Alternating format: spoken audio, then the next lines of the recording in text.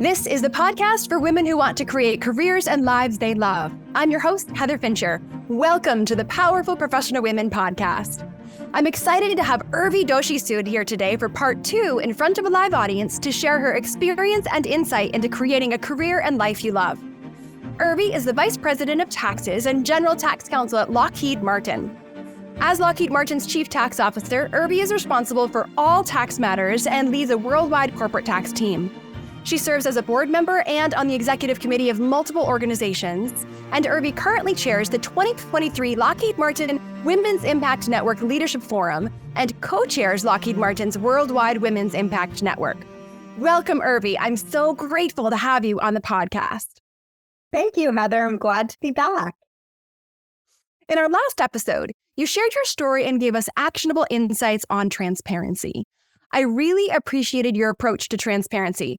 Be clear about what you do, what you can do and what you can give, as well as what you need, and then come to the table with a solution. Yep. And being your authenticity and transparency in those conversations and in communicating just was a really powerful approach. Thank you again for sharing that. In this episode, I'm excited to hear your perspective. So let's talk about powerfully creating careers and lives we love. So diving right in. Okay. What are a couple questions that you're asked that you wish you could change women's perspectives on? So when I speak both within the company and outside the company, one question that I get asked in every setting is, how do you handle work-life balance? I have a 13-year-old spouse who travels extensively for his job, parents that don't live here who are getting elderly. And how do I achieve that balance in work and my personal life? And I don't really like the phrase work-life balance because I don't think there's ever a perfect balance. Personally, I use the term juggle. I think it's a juggle. So there's a Lockheed Martin ball, an Urvi ball, and a family ball. And the goal that I have is to keep all the balls in the air and not to let one of them drop. So there'll be times, depending on the day, week, month, where one ball might be higher than the other and getting a little bit more attention. Other times, the other ball may get a little bit more attention and have more focus. But the goal is to keep them all moving and to not let any of them fall. And so that's why I don't think it's really, for me at least, a balance that I achieve, but just that juggle to make sure that everything is running the best that it can, given the time and what's going on in any one of those balls. I love that. I love that image. So if I'm focusing on the work ball today, I know the family ball is not getting that same focus. How do you internally handle that? Because I can sometimes really judge myself or get hard on myself that I'm not giving enough over here when I'm focused here. So how do you manage, yourself in that process? Yeah, and I think it's really about getting over any guilt that I may have and not feeling guilty that I might not be doing as much. When I left for work this morning, my son was still sleeping. So I didn't have breakfast with him, which I usually do every morning, and talk about our day. And so came to work and just letting that go and not think, oh my gosh, I feel so bad that I didn't, get to start the day talking together. And so relieving that sort of guilt, but I know I'm going to see him in the evening. We'll have dinner together and we'll be able to talk about our day and share what happened with each other. And so not having that guilt about doing one thing versus the other and making up for it at the time. I know he and I are going to Wisconsin together. My husband's going out of town to see friends.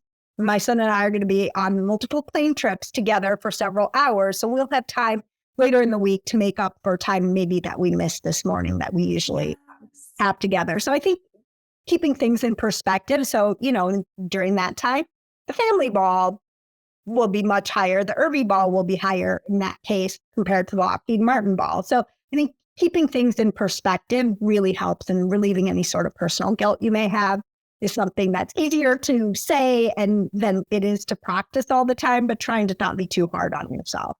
That's fantastic. So being graceful with myself and then keeping perspective. Thank you. Yeah. What else? Does anyone or any other questions come to mind that women ask you that I get asked a lot is how do you handle being a woman of color in different situations? Sometimes you're one of few or maybe the only woman of color in a given setting. And so I think there are two different paths you can take, and each one is personal. nothing is right or wrong.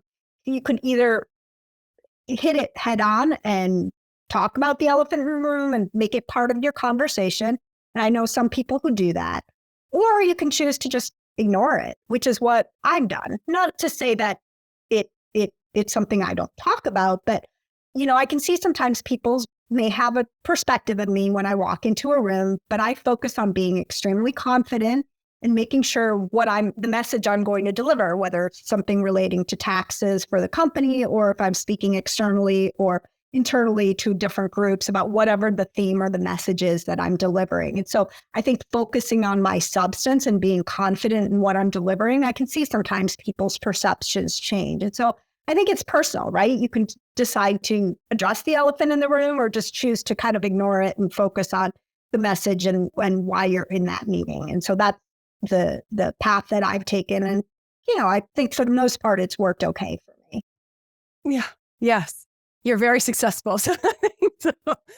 But I hear what I appreciate what you're saying, because you're focused on getting into action, taking responsibility for yourself. Anyone else other people can do what they do and shift or not if they, but you're just taking responsibility and powerfully moving forward. And I can see how that's really worked beautifully for you. Thank you. What's a valuable lesson you've learned as you worked your way up in your career, Urvi? So I think a lot of times people are really focused on moving up within either their current organization or looking for opportunities externally. And I think sometimes people lose sight of things that you can learn moving laterally or even in your current role. And I think looking for those tidbits is extremely helpful. That'll help you when the opportunity arises, if that's a promotion or what you're looking for to move up in the organization. So it's really don't just focus on moving up all the time. Think across and laterally and think about the new relationships and skills you can develop through your current role or through taking lateral opportunities. So I think that's one thing that's been valuable, is just don't keep focusing on going up, but just think about how you can build your network, how you can grow your skills in the role you currently have, or moving into a role that might be similar to what you're doing now, but where you can gain some gaps that you might have before you take on that new opportunity. And I think the other thing is not to just focus on your professional way of developing those skills. If you want to eventually lead a team, but you're an individual contributor, you're like, gosh, I don't really know how to gain that leadership or managerial experience. Think about groups that you belong to, both within the company and externally too, within your church or within different community groups, or in your company or firm or government job, if there's business resource groups or even stretch assignments. I think if you look for those opportunities to manage and lead in those other contexts, that's something that you can draw on in an interview and refer back to when you're looking for that promotion role, where there is a presumption that you have some expertise, that you have some management leadership skills that you can draw on and point back to as to, no, this is not going to be the first time that I'm leading a team. Although I'm an individual contributor, I've been in leadership positions in these other organizations, and those are the skills that I would draw upon in this professional role. So I think it's thinking not just up, but then thinking about other opportunities and skill gaps that you can close through working in other organizations, both either in the community or within your work context. That's fantastic advice. It's really, I hear you. I have this image just like devouring, learning and growing, just finding ways wherever you are, not being dissatisfied, like I have to be higher than I am, but really expanding ourselves where in the moment, in our present situations. Yeah, Heather, I think that really resonates with me. I mean, even there are people at my company who've been here 30, 40 years. Even me, 17 years is a long time. I never thought I would be here, but there isn't a day that I'm here that I don't feel like I'm learning something new, like talking to our engineers, reading the news about what our company is developing. And so there's different ways that you can learn and grow, and learning more about the business, or if it's different people within the company. That's one of the nice things about working for a large law firm, government, large companies. You have so many opportunities to network within your own organization and learn and continue to grow. And so I say to myself, if there's a day that I feel like I don't learn or expand my network or do something that's energizing, that's the day that I would choose to no longer continue to work here.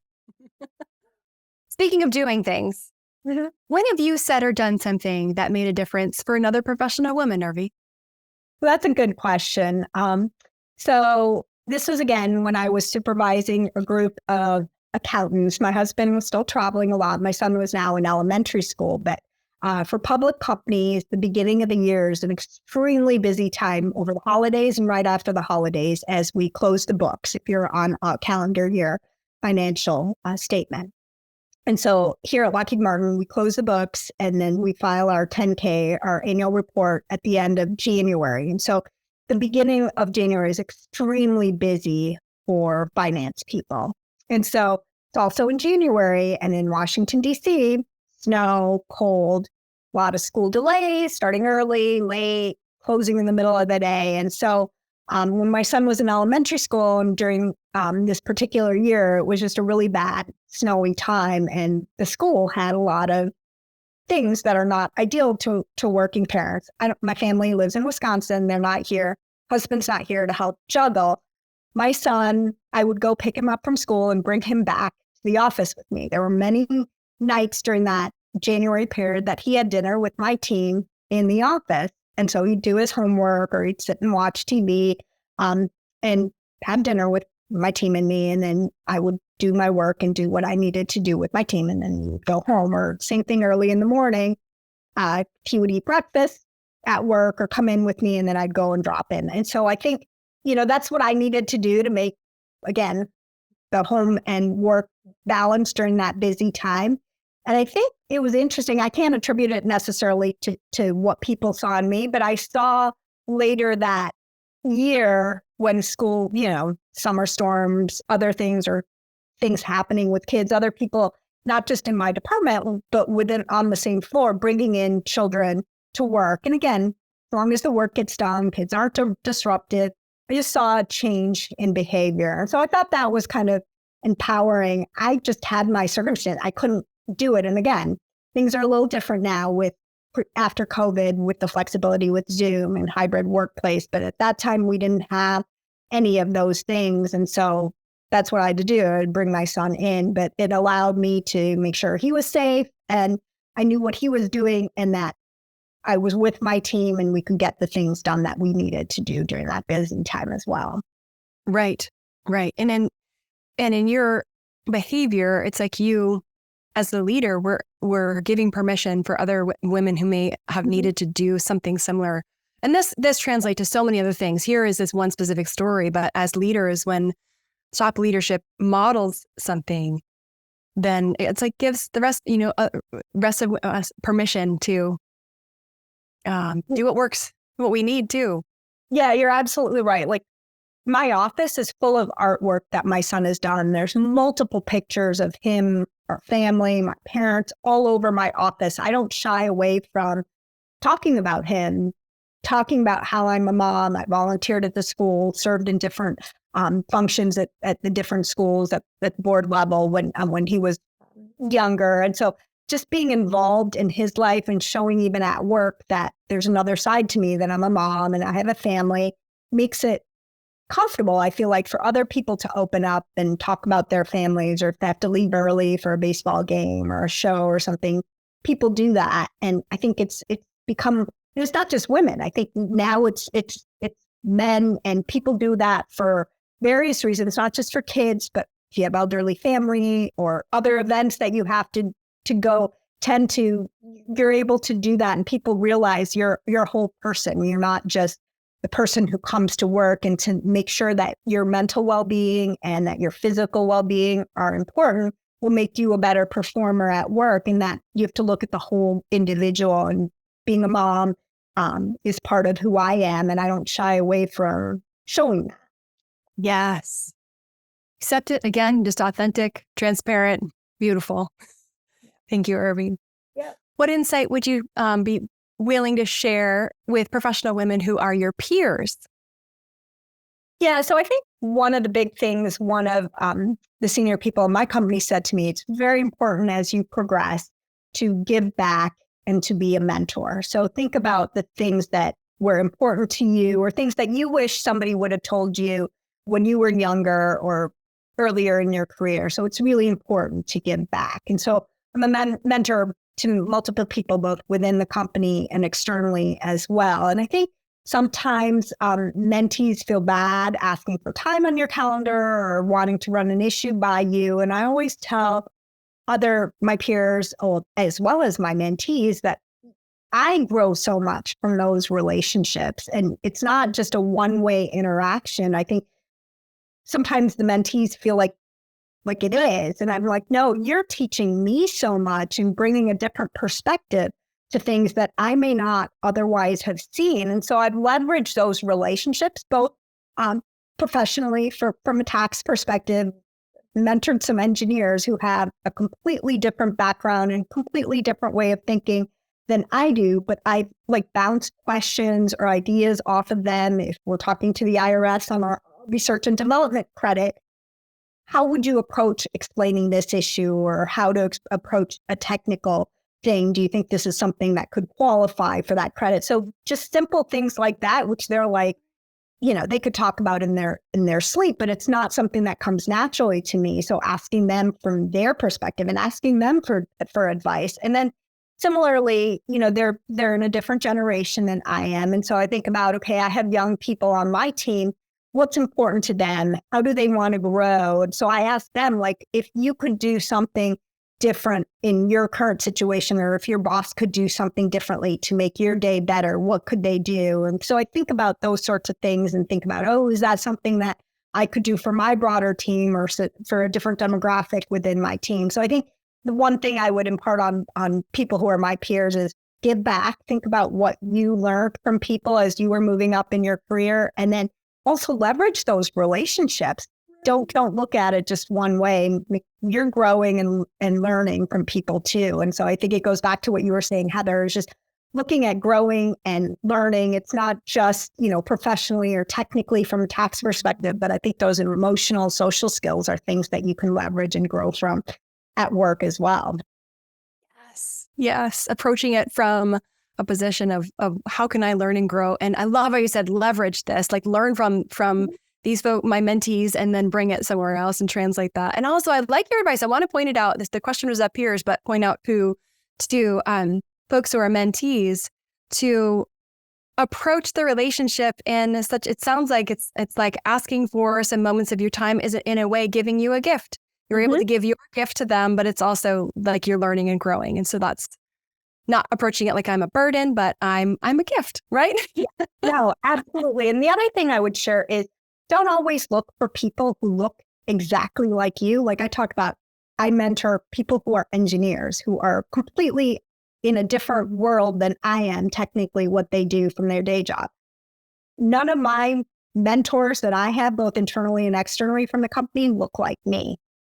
They're not women of color. And that's been okay for me. I've been comfortable with that. And I've leveraged things. I have other people that I draw from if I want to talk about issues from that perspective, from a race or gender perspective. But just, I think sometimes people get stuck on, I have to find somebody who looks exactly like me and find out what they did and how it made things work from their perspective. But I think that's great. And sometimes it works for people. And so if that's what you feel like you need, great. But don't be so narrow-minded or don't feel so stuck that that's all. I think you can learn and grow from anybody. And so be open-minded to looking at other people with whom you could have a connection. You just don't know where that connection could come. Maybe you grew up with somebody who, or you grew up in the Midwest and your mentor or mentee is in the Midwest, and there's a way of connection that you have there. So you just random things can build that connection. It's all about relationships, and that's what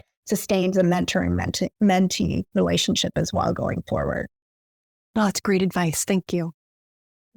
So thinking about mentoring and learning from people and growing, I'd love to hear more about your involvement with the Lockheed Martin Women's Impact Network and what you've been like. What would you be willing to share with us? How are you learning, or what are you learning from those experiences?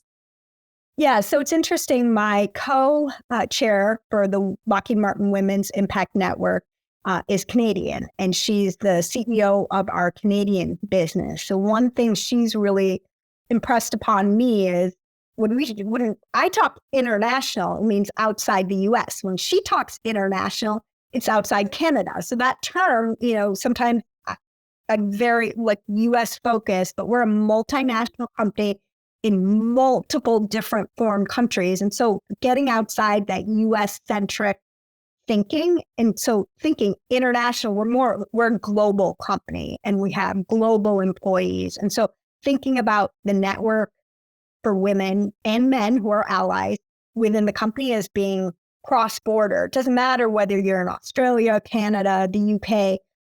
You may have some of the same issues as employees here in the US, but breaking down those geographic barriers and looking at things holistically as a company. And we have this philosophy at Lockheed Martin, 1LM, one Lockheed Martin, and that means across businesses, across the world, thinking more as one cohesive company. And I think we're trying to do that more within the Women's Impact Network. And my co-chair is really good about making sure we think about that. And I think it's great that we have people in the leadership positions of business resource groups like that who aren't just all from the US. And it makes making sure that we think as the global company we are and that we're looking at things from that broader lens. I would imagine that makes your career so much richer and meaningful when you're engaging in those kinds of relationships and conversations and leadership.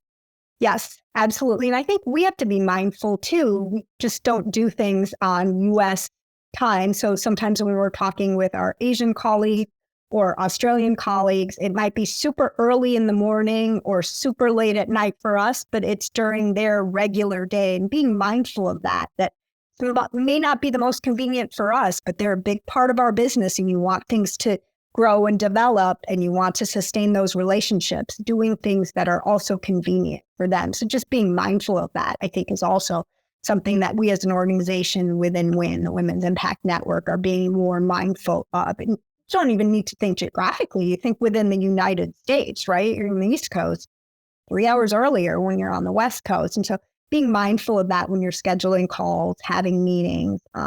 And so I think that just shifting that mindset from just being completely US focused, which I think I still have to remind myself, and I still need people. I've got a geographically diverse team. I've got people in Asia and people in the UK as well. And so thinking about that from a more holistic perspective is something my team reminds me of and that I need to be better about doing. But I think that's part of the theme that we're trying to do, is being more 1LM and looking at things globally.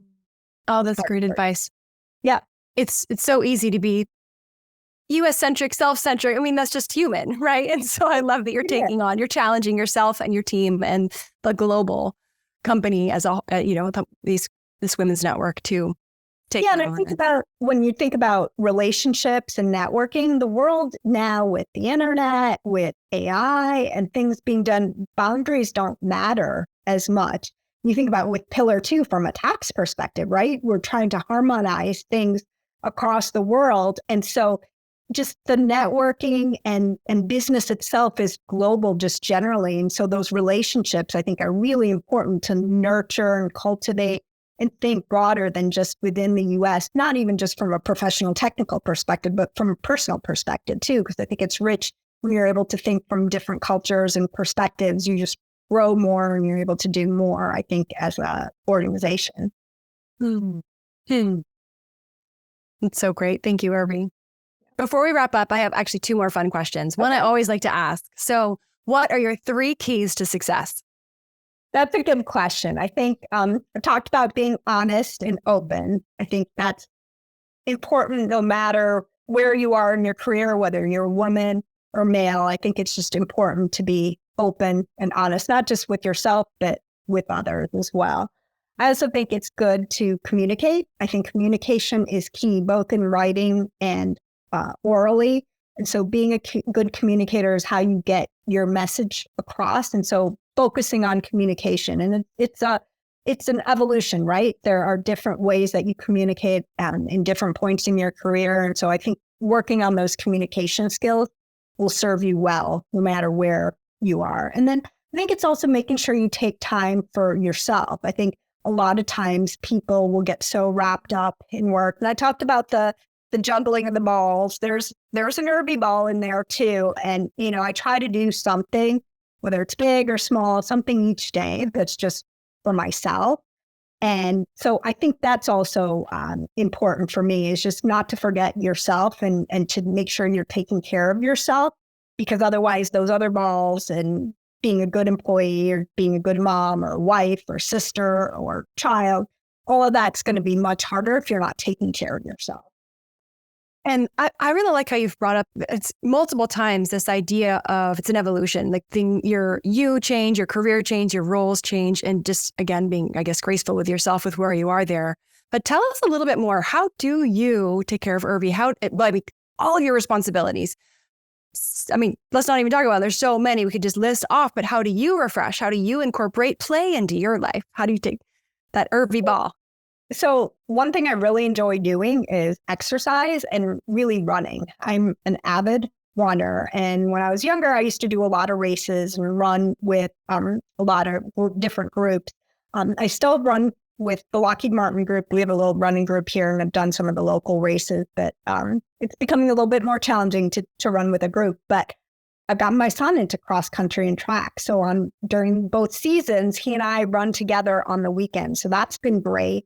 But I try to run or do some other exercise each day. Sometimes, for me, it's a de-stressor. Sometimes I'll run in the morning and run again at night. And that's kind of my thing of choice to decompress and de-stress. And so that's kind of my thing for me. If it's an off running day, watching Netflix or reading a fiction book. I'm really into reading different fiction sorts of things, and things that are maybe a little bit less taxing on my good. Some either physical or sitting and watching Netflix or reading a book to help me decompress. Yeah, it's so important finding ways to decompress. I completely understand each one of those. Exercise is a huge way for me too. Used to be, anyway, don't want to go into it, but used to be running, but now it's well done. You're still taking that on. It's wonderful. So important. I hope everyone who's listening hears that message to take care of ourselves. It's so key to building careers and lives we love. We've got to have ourselves first. So thank you, Urvi. Thank you so much again for being on the podcast. I am personally grateful for all that you've courageously shared today. I also want to thank our live audience who've been with Urvi and me today for all of your support, positive energy, smiles. And I'm grateful to each one of our listeners. I hope you leave this episode inspired and empowered. Let's get out there and create careers and lives we love.